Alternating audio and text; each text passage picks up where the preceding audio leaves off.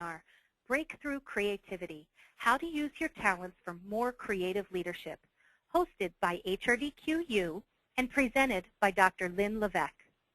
Today's webinar will last about an hour.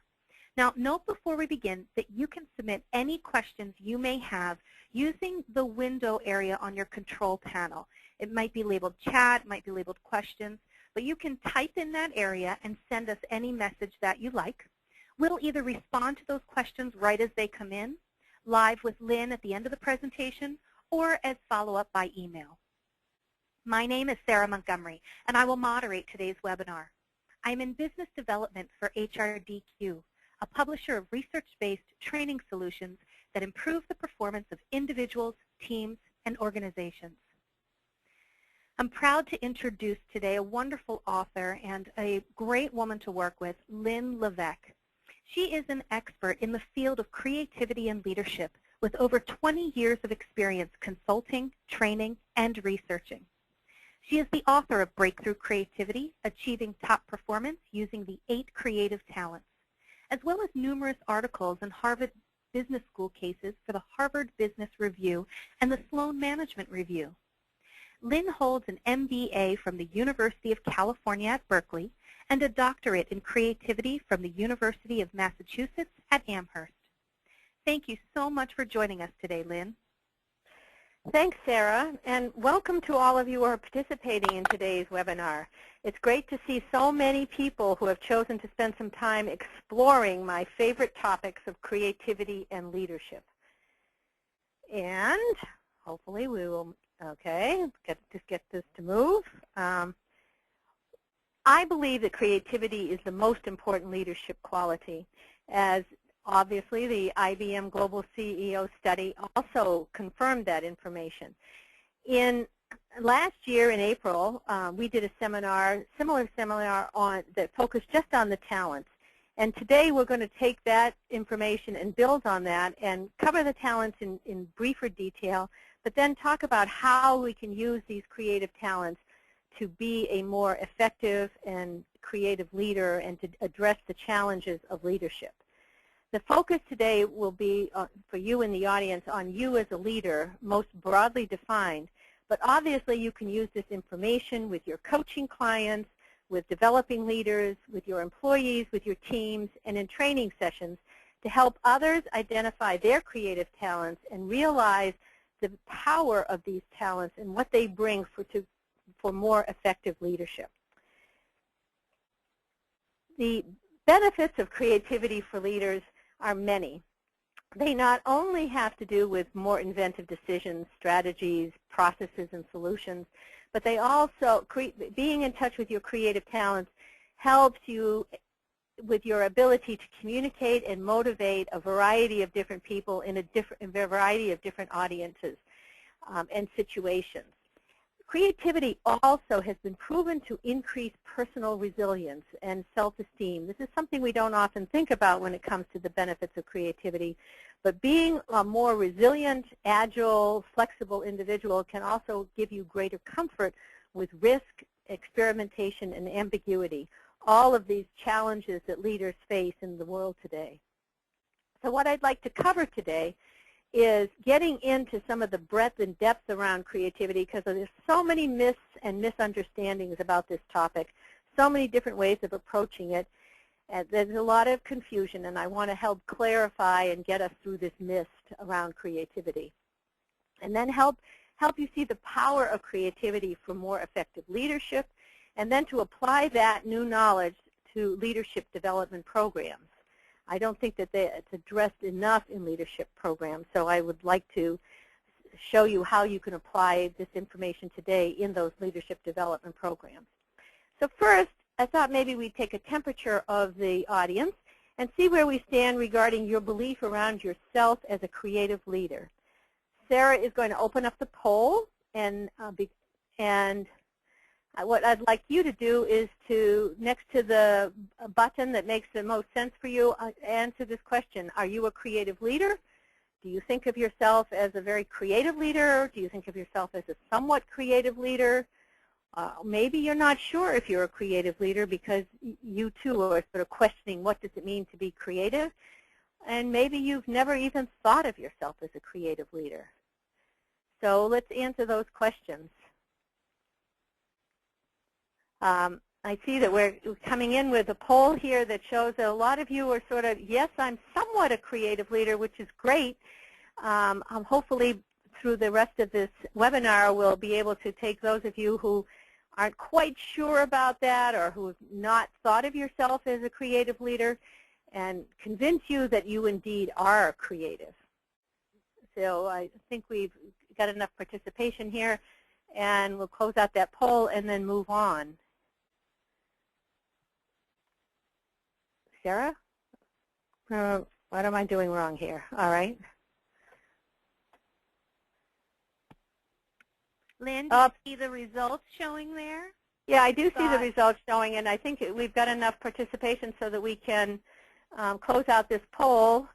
And we certainly have close to 100% who have answered, and I'm seeing that many people say they're somewhat a creative leader, but there are many who don't quite know if they are or not.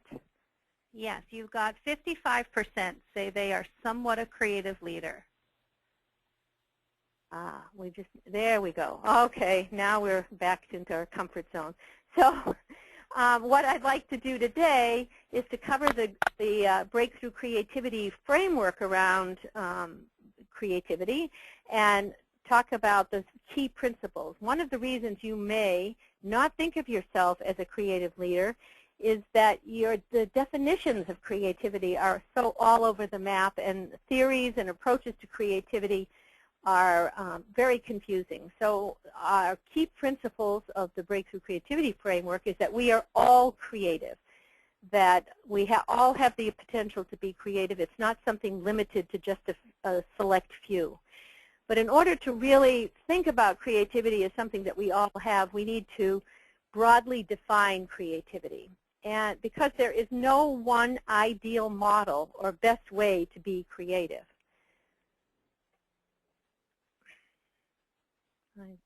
So I'd like to have you answer in your chat window, how do you define creativity? One of the reasons that you may or may not think of yourself as highly creative is because of your definition. So in your chat window, would you please enter your definition, what you were thinking about when you answered that question, are you a creative leader?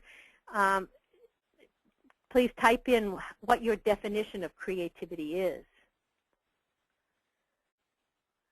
So the ability to be innovative or original is coming from Lisa. Thank you, Lisa. Out of the box, thinking out of the box, a very common definition about leadership, about creativity, sorry. Leading outside the box.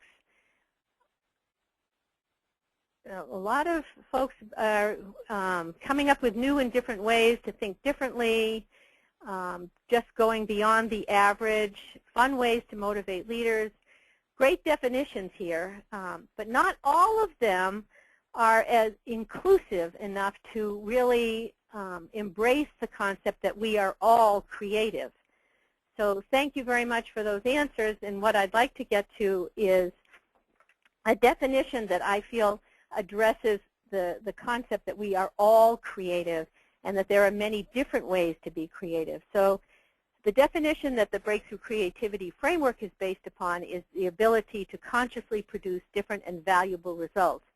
And this is a definition I have come up with from my research, from my education, from my experience teaching, and research also in the most recent findings in neuroscience, which is a whole new breakthrough area. And the ability to consciously produce different and valuable results. Let me talk a little bit about that definition, because it's in the results that don't necessarily have to be tangible. They can be intangible results, such as resolving a conflict in new and different ways, making a team highly effective, dealing with problem situations, resolving a conflict.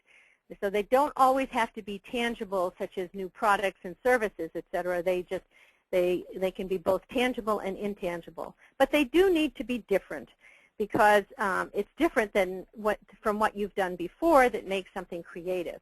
Your results don't have to be original to the world or change the course of business or science.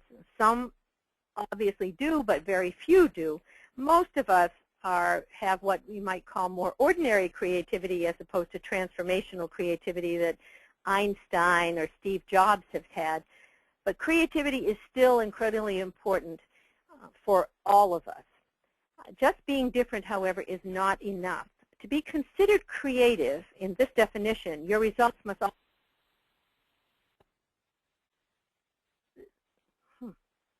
Sarah, are you still there? Yep, okay. We're still here, and we can hear you. I just got a very strange notice. And anyway, I'm going to try to be creative and get past that little confusion there. So just being different is not enough. Valuable is, in this definition, means that it needs to be useful. It needs to solve the problem, address the situation. It doesn't necessarily have to be valuable and useful and appropriate in the first instance, because creativity obviously requires a lot of trial and error, a lot of experimenting, and a lot of learning. But eventually your results have to solve the situation, solve the problem, even if it's just addressing your own development or reaching the highest level for you. Otherwise, if it's not different and valuable, it's just sort of an interesting idea. And then when I say consciously, I'm talking about you need to know your own definition, your own process, sorry. How do you produce different and valuable results? What do you need around you in order to produce that? Because in order to be able to apply your creativity in significant ways, you need to be conscious of what can get in the way and what you need to do and be to be your most creative. Otherwise, it's just a flash in the pan. So that's the definition that the Breakthrough Creativity Framework is based upon. There's one other definition that I think is important for us to get into so that we are on the same page. And although this is not a webinar about leadership, I think it's important that we understand where I'm coming from, at least when it comes to leadership. And I like to use the model that my colleagues Bob Kaplan and Rob Kaiser have developed around versatility. And their belief and their research has found that effective, high-performing leadership requires something they call versatility, and that's that effective leaders must be both strategic and operational. They must think about the long term, have a vision for the future, but they also must focus on the present and make sure that things are getting done.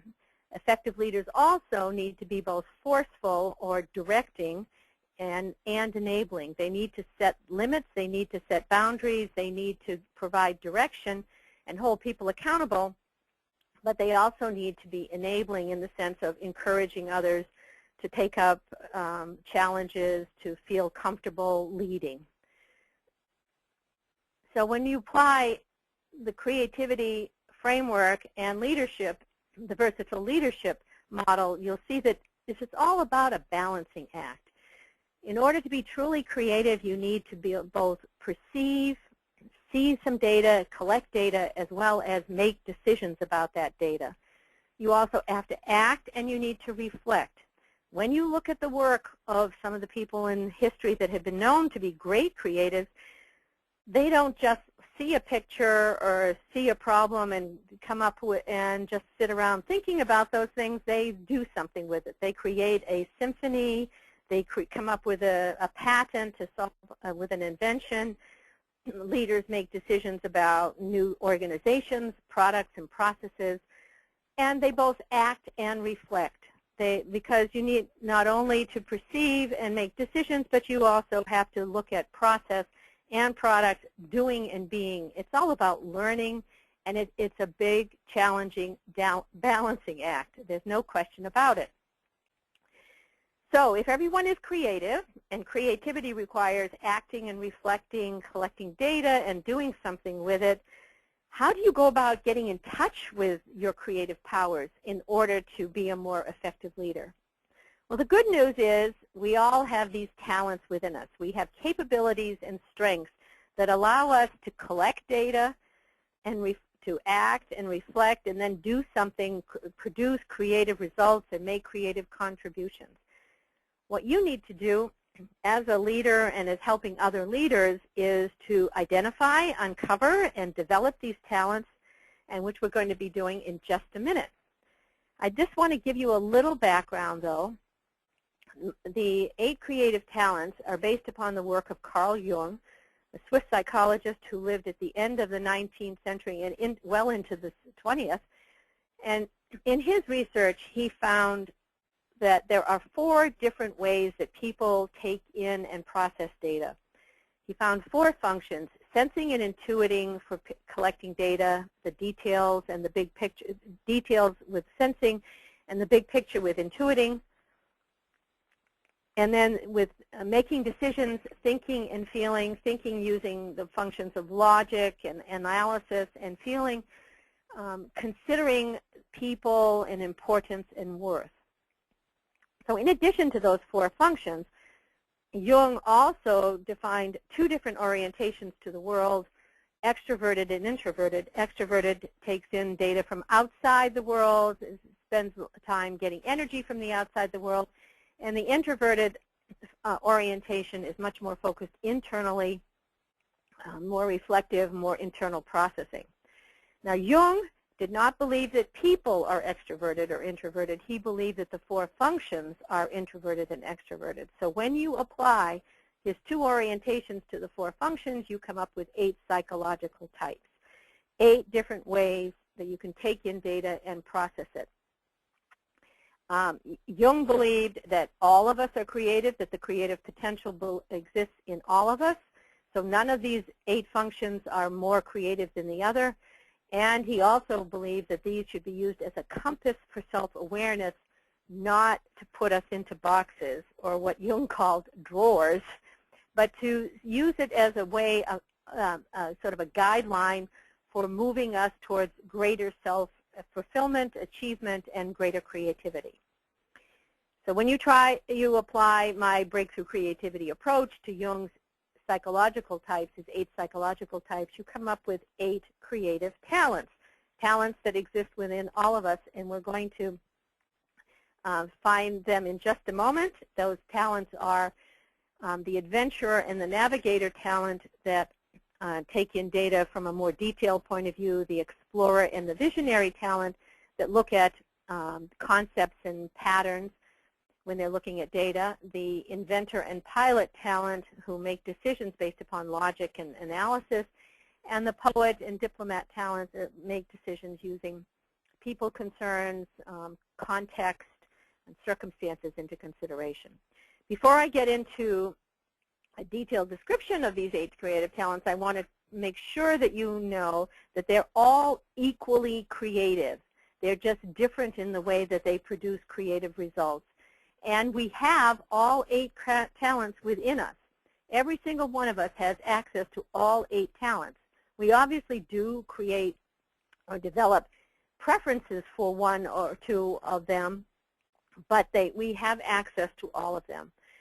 And they do impact our creativity differently. They color what data we see, they show how we see problems and make decisions, and they shape and fashion the way our approach to problem solving, decision making, and leading.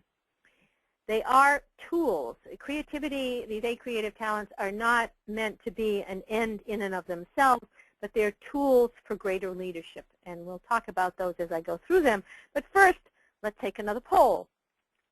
How are you a creative leader from a data collecting perspective? So Sarah's going to open up this poll. And if you could answer only one, you only have, that's the one that comes first to your mind. When you are asked to collect data or when you're charged with collecting data, do you want to research facts and details on your own? Do you instead want to ask other people who, what, where, how, when? Or do you prefer instead to generate lots of ideas with other people? Or instead, do you prefer to go off and ponder this challenge while you go for a walk wrapped up in your own imagination? So let's take a poll. How do you answer these questions about how you collect data? So I see that we have a high preponderance of folks who like to research facts, and at the same time there's another almost equal proportion of people who like to generate ideas together. So we clearly have a nice balance here with the poll. Sarah, do you want to read out the results here? Sure, yeah. Your highest here, you're very close on 2 of them. Let's generate lots of ideas together at 37%. And then you have the let me research facts and details on my own, 36%. Right. They're very close in the group here. Right. So interesting mix, and this is actually what we'll see in reality. Although in reality we'll also see a lot more people who like to ponder challenges when they go off for a walk, or what I call finding data when they're bed, bath, and beyond, when you're taking a bath, or when you're off in your dreams, or when you're out walking, or being in a car. The interesting thing is that it's no surprise that there are fewer people who are in the category of tell me who, what, where, how, and when. Because if I'm assuming correctly, the audience here tends to be more within organizations, and folks who would answer to that give an answer that they wanted to hear, the who, what, where, when, and how, tend not to want to work within an organization. They tend to want to be off on their own, and we'll talk about that in just a minute. So thank you for that poll. What I'd like to now do is go to describe the 4 data collecting talents. So the first that we'll cover is the adventurer talent. And these are, I'm going to talk about these as talents. They are not people. These are talents that we all have within us. But the adventurer talent, the one who asks those practical questions of who, what, where, when, and how, tends to be help us be more spontaneous, flexible, curious, fun-loving, skilled at getting around obstacles, and always ready to act.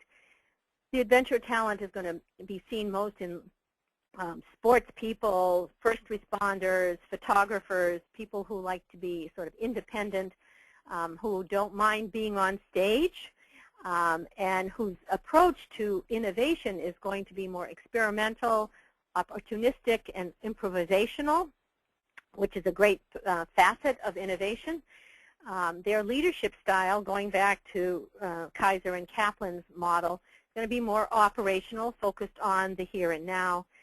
And one of the other contributions that the Kaplan and Kaiser research has brought to us is that you can not only underuse these talents, but you can overuse these talents.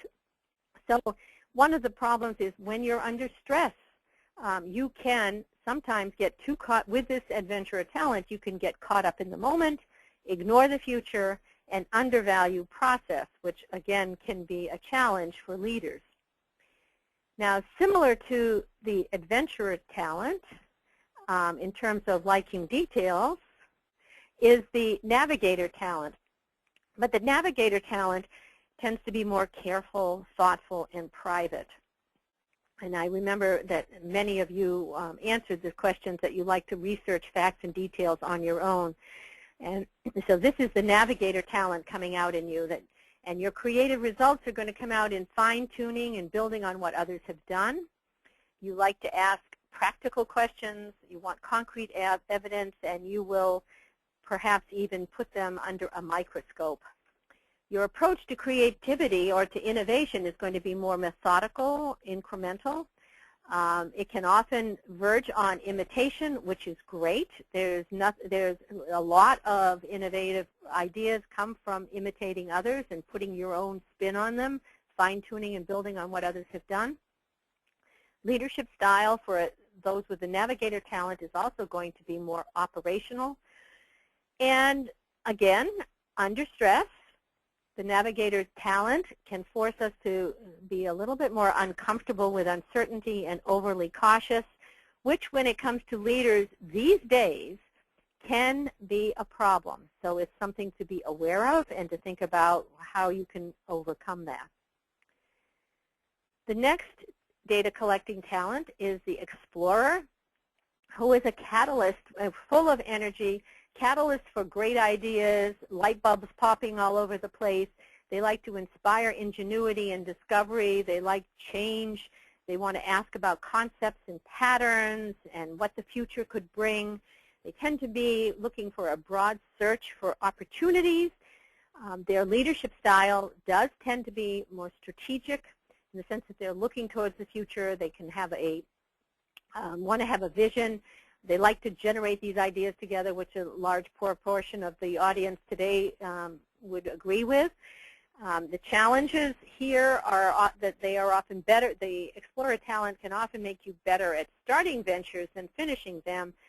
And an innovation process with an explorer as a talent driving leaders can be less defined, but a broad search. But if the people aren't careful, they can continue searching all the time and not necessarily find some results.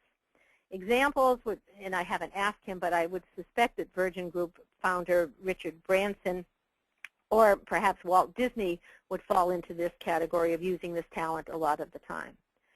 And then finally, when we come to the last of the 4 data collecting talents, we have the visionary talent, who tends to be very private and thoughtful. This is the person who goes off getting these ideas when they're off on a walk. They often come up with very counterintuitive ideas. They will ask bold, penetrating, unusual questions. These are the prophets of the world. The very good strategic planners can fall into this category. Perhaps James Cameron, the filmmaker, would fall into this category, who finds long-term breakthrough solutions to problems. When it comes to innovation, they're going to want a multidisciplined and systemic perspective. They're going to want lots of different departments to be involved, lots of different perspectives involved. Their leadership style will also be more strategic, thinking about the future. And as they are attempting to bring a lot of people along and stretching the organization's thinking, they can sometimes neglect relevant facts and details and fail to engage others in their process. So, did you find a favorite data collecting talent that sounds like you? If not, we can address that at the end of the webinar with some questions and answers. The more experienced we are in life, the more we will have had to tap into all of these talents. But we do, in fact, tend to have one that we favor. So now I'd like to go to the next poll, move on to the data collecting talents. How are you creative from a creative leader from a decision-making perspective? Do you want to hear from others and get their views? Do you prefer to focus on your own values to guide your own decisions? Do you instead use logic and think out loud to organize your decisions? Or do you develop categories in your mind that may not be articulated to guide your decisions? Again, you can only pick one. So let's see.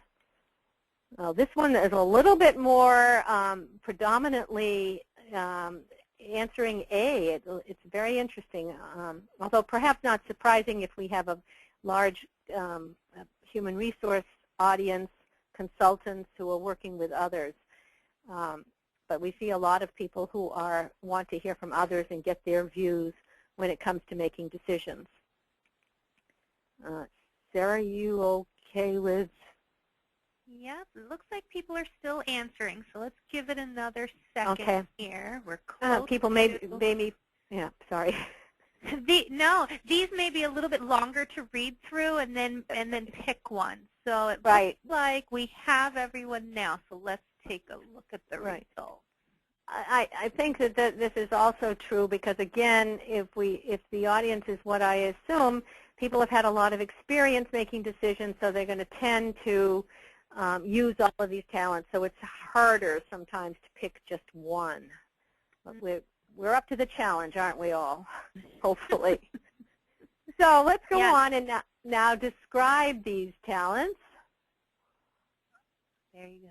So the pilot talent is the one who likes to use logic and think out loud to organize their thinking or their ideas, and they enjoy working with others while leading projects to achieve goals. They provide, their creativity comes out in steering the ship and providing new and different strategies and designs and plans for the team or for the organization. They love to play devil's advocate and ask tough questions with the team, which is a powerful tool. They will take a much more logical, structured approach to innovation. And their leadership style will be what Kaplan and Kaiser call forceful. They will be more directing, providing direction, providing goals, holding people accountable, setting parameters around a project. Some of the challenges if this talent is overused is that it can cause you to be uncomfortable with ambiguity, and obviously ambiguous questions and problems require a lot of sorting through the muck, and pilots that pilot talent tends to want you to find an answer quite quickly and jump to conclusions, and again it needs to be dialed back so that it can become more comfortable with the ambiguity around innovation. Similar to the pilot talent in using, my system has frozen. I can't get to the inventor. Oh, there we go. Thanks, Sarah. The inventor talent is also going to use logic and categories in their mind and analysis to make decisions. I see we don't have too many of those on the call, but there are a lot of leaders who are like this, who have predominantly inventor talent. They tend to provide unusual frameworks that will shift thinking or mental maps that people have, paradigm shifting. They'll take a logical, analytical approach to problems and decisions. They tend to have an internal blueprint of how a process should work. And one of the challenges is that is not always articulated. When you think about some of the philosophers or some of the, or Frank Lloyd Wright, who have a harder time putting things down on paper, but love to explain things sort of in their heads, this is that inventor talent. Their leadership style will be quietly forceful. As I said, they tend to be somewhat private. And one of the challenges when this talent is overused is that it can tend to see things as either or, black and white. And again, some of the most creative solutions, in fact, the most creative solutions come with what's called integrated solution that takes a both and approach to problems. And the inventor's talent can sometimes get in the way of that. So when we move into the feeling function, we get to the diplomat who loves to collaborate and organize people to achieve common goals. They're great at providing caring leadership and building a safe place for sharing ideas. They also tend to be great at dealing with the political situations and negotiating solutions. The questions that they will tend to ask come around perspectives of others, worth and importance, the circumstances. They will take a people-focused approach to innovation, meaning they'll want focus groups, they'll want to hear from customers, they'll want to make sure all the stakeholders are involved. Their leadership style, sort of not surprisingly, is more the enabling style, making sure that they're encouraging others, providing a safe place for others to express their ideas and to develop. They'll be focused on developing, and it's not a surprise that many of the audience, the predominant number of the audience, or percentage of the audience, falls into this category. The challenge, if this talent is overworked or overused, is that it can tend to prefer harmony to conflict. And when you're in an innovation approach or when you're dealing with creative solutions, obviously different opinions need to be considered, and preferring harmony to what I'm calling here conflict, but really is differences of opinion, can be a real problem. And last but not least, we have the poet, who quietly supportive, very thoughtful and nurturing, wants to know what the meaning of things are, what are the personal values of the organization, of the team. When they ask questions, they will provide a safe place for testing out ideas and make the team feel very comfortable with incubation of ideas and making sure that the team is focused on what it really needs to be achieving. The individuals who might show this talent would be like Shakespeare and Emily Dickinson, who asked the probing questions about life, as well as Anita Roddick and Tom Chappell, the head of Body Shop and the Toms of Maine, who have shown making sure that their personal values come out in the way that they run their organizations. Again, the challenge for someone with a lot of poet talent in them is that they can overlook points of view that clash with their strongly held values. It's almost like the mother hen, making sure that their values prevail. So now that we've walked through all 8 of these talents, and people can see, well, maybe you're more sure of your creativity than ever. Here we're going to open up another poll. How do you feel about yourself as a creative leader now? Are you more sure of yourself as a creative leader, that you realize that you've got a lot of these talents within you? Are you realize that you're much more creative than you first thought? Are you still, you have a much better appreciation of your creativity than you did before, but you still need to do more research, or are you still not sure? So it looks like a lot of folks have come up with a better appreciation of their creativity. Hopefully, they'll also see that this can apply to a lot of others. Being aware of your own creativity and how your definition of creativity can affect you and affect your view of yourself and others as creative is extremely important towards moving towards a more creative organization. So thank you all for voting on this, and I'm glad to see that so many people have a much better appreciation of their creativity. Now what we want to do is talk about how do you apply this to others? How do you help others develop their creativity?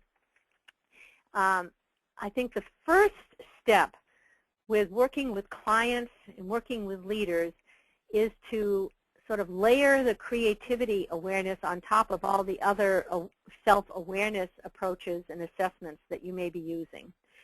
Too often we don't bring in this concept about creative strengths and differences, and we focus on our competencies or skills and things like that, but it's very important that people understand how creative they are, what their strengths are, and what the strengths of others are, and then identifying any obstacles that could be getting in their way.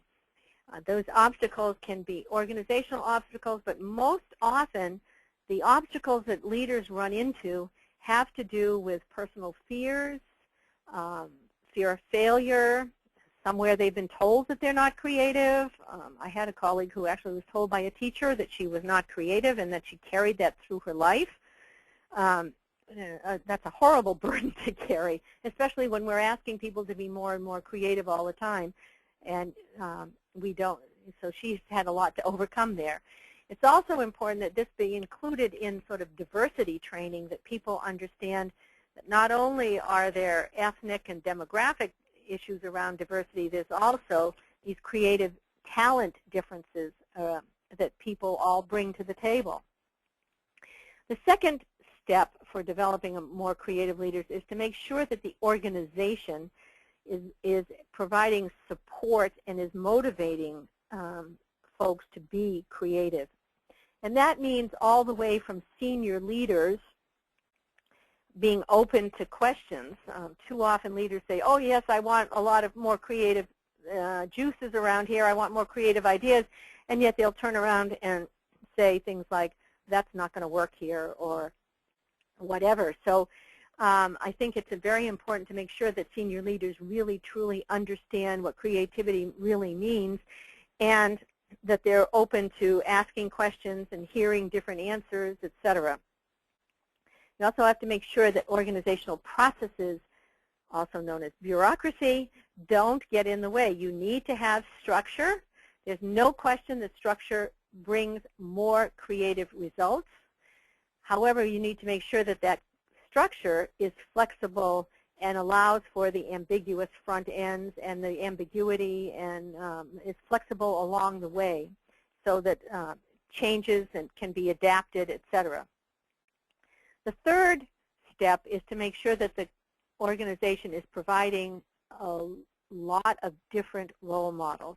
Not everyone can be the head of eBay, or not everyone can be a Jack Welch.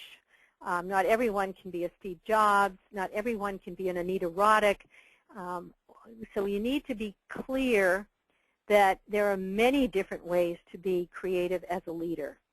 There's a lot of new work being done on introverted leaders, and I think that's very powerful, that people need to understand that you don't have to be the person who raises their hand all the time or whatever, that being reflective and allowing others to voice their opinions, etc., is just as powerful a leadership style as any of the others. And finally, I would really recommend that all leadership development programs include action learning projects.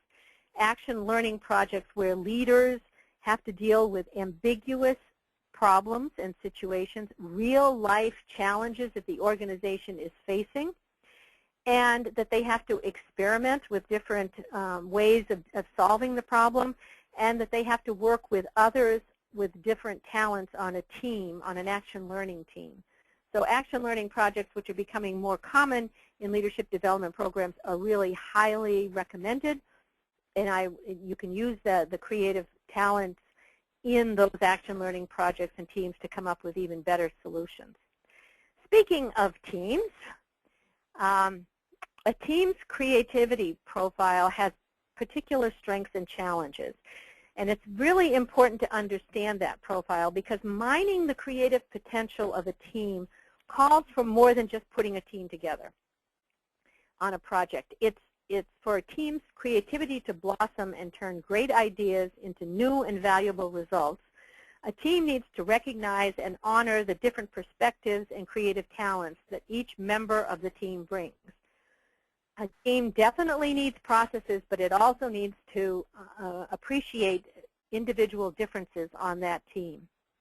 So understanding a team's breakthrough creativity profile, which is the sum of all the talent profiles of the team members, will help the team achieve higher levels of creativity.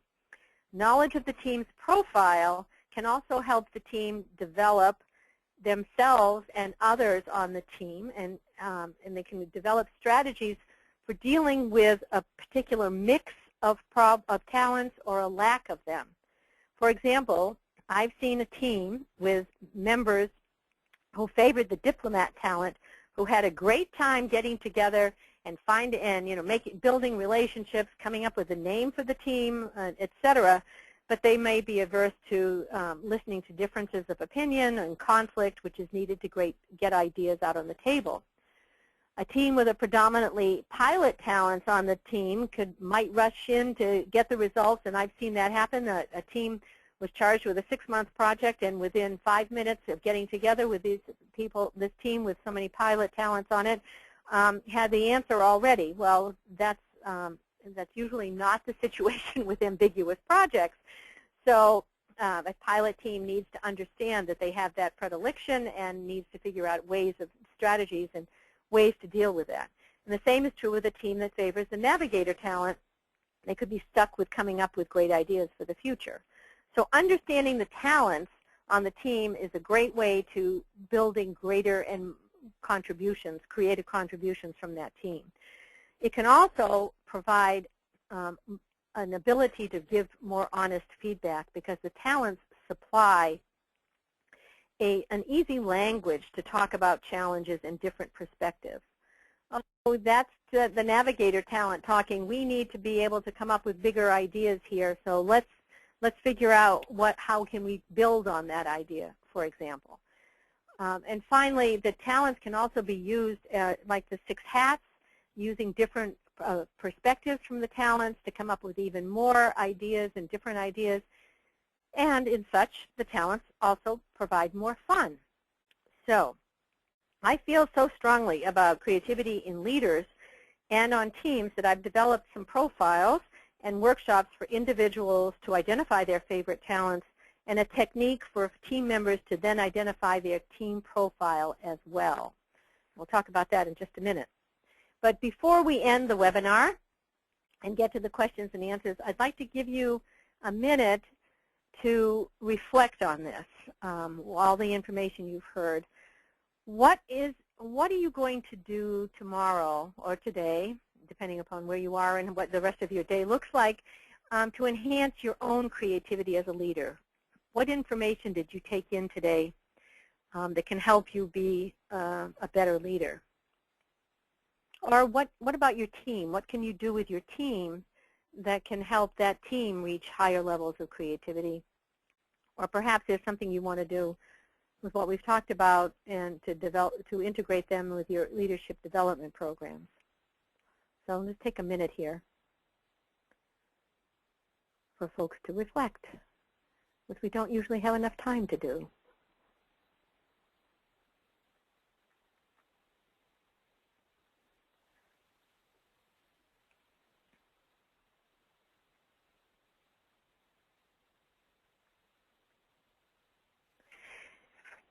All right.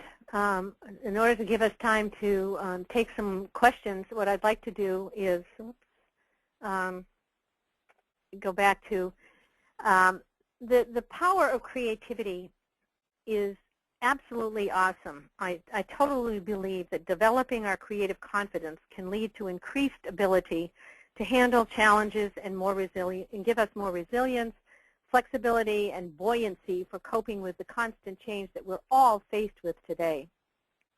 It's an ever-changing world, and we need all the help we can get, and our creative talents can provide that.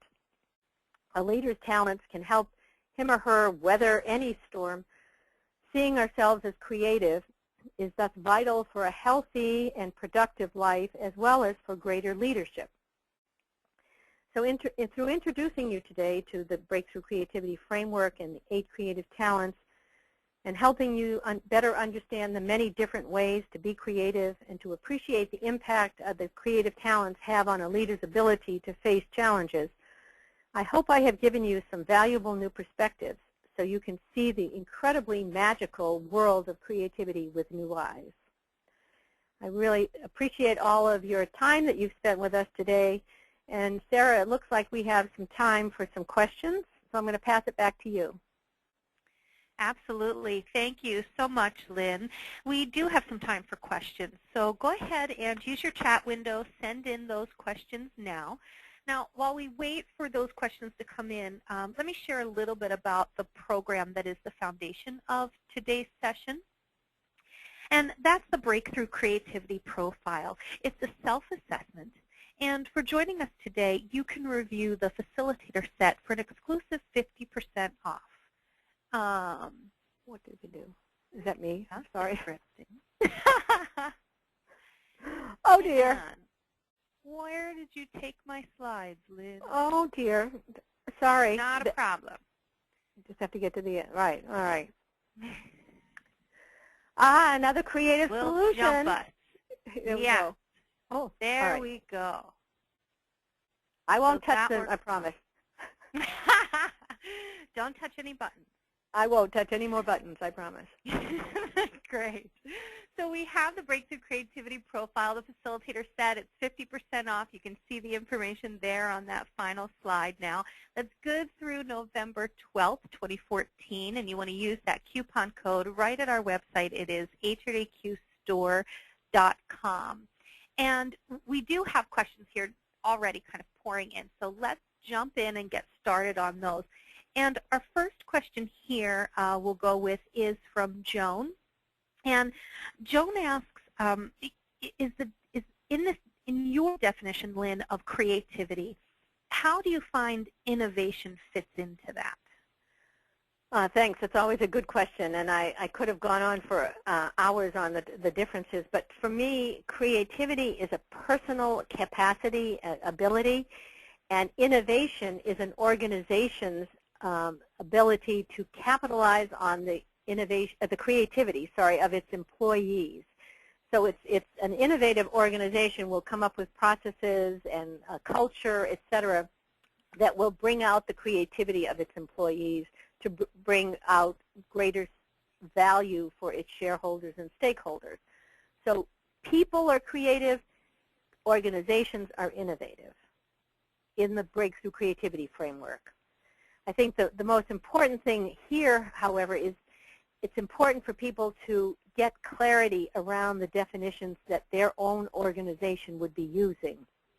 Because there are so many different definitions of innovation, just as there are about creativity and just as there are about leadership. I hope that helps. Great.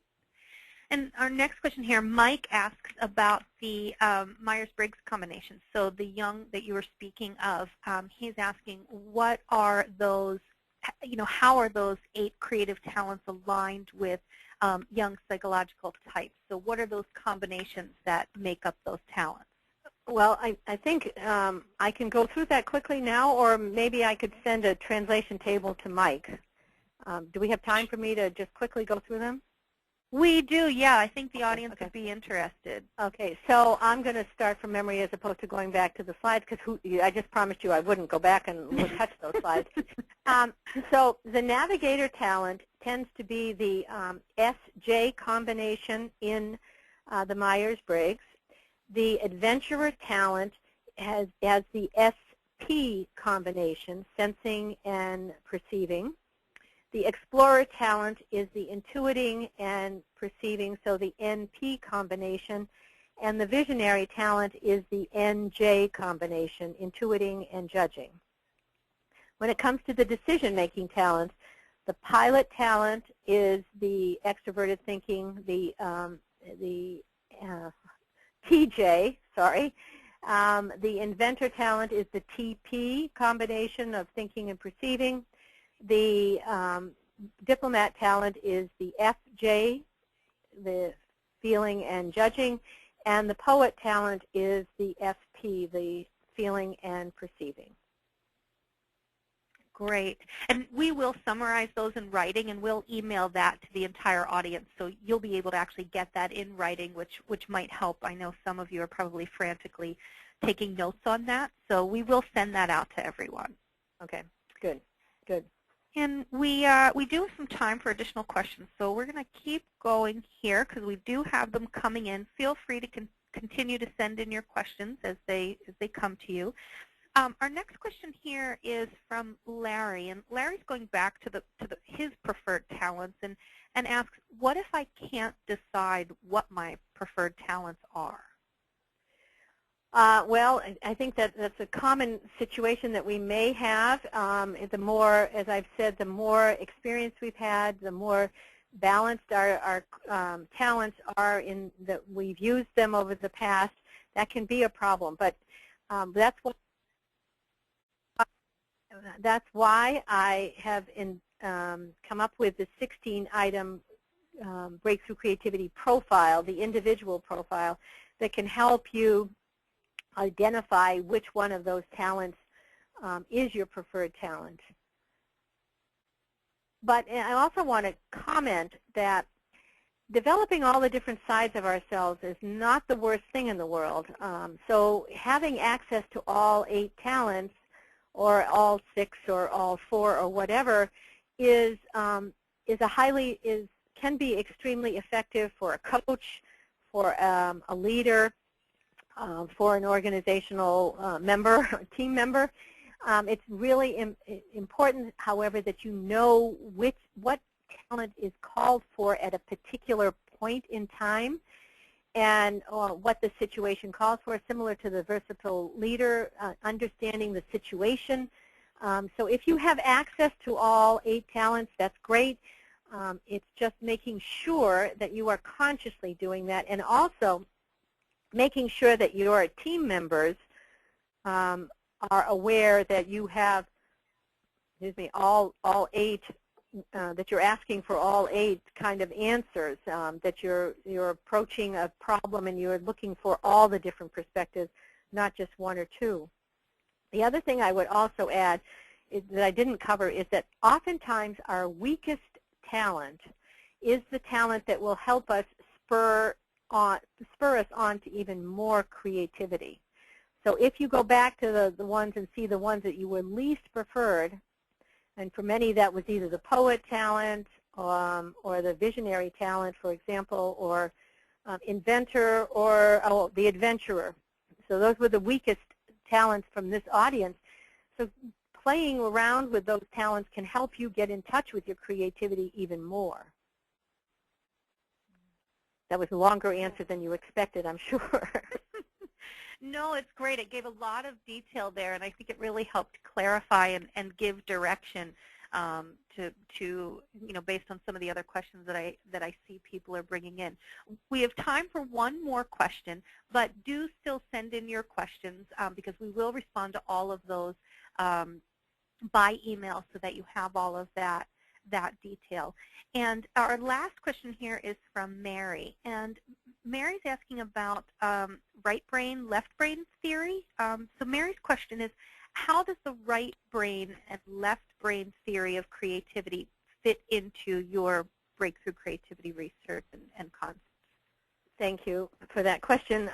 This is a bugaboo that I have been fighting for many years.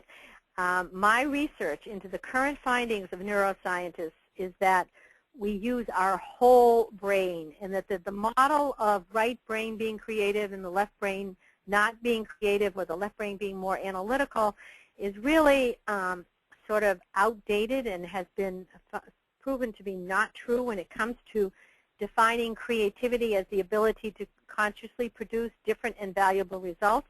We need the whole brain to come up with those great new and different and useful ideas and to figure out what to do with them.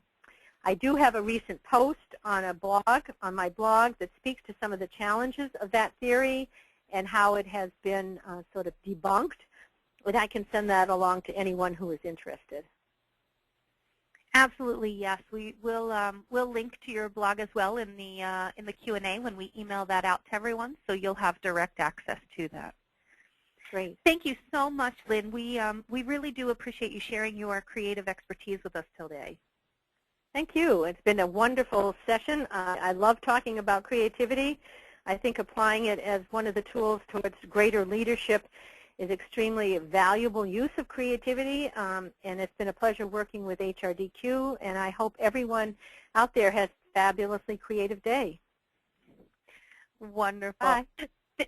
Thank you so much, everyone, for participating today. We hope you found today's webinar informative.